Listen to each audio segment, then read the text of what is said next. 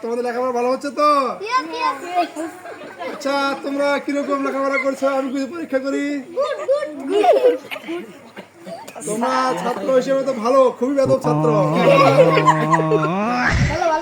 তুমি বলো, বল বরফ করো। 6 ঘন্টা মাথা, তুমি কি বলছো সব?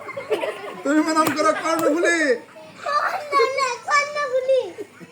আমাদের ছাত্র মাস্টার তো বেতনই আসবে না, বন্ধ করে দেবো আমি, বুঝছো?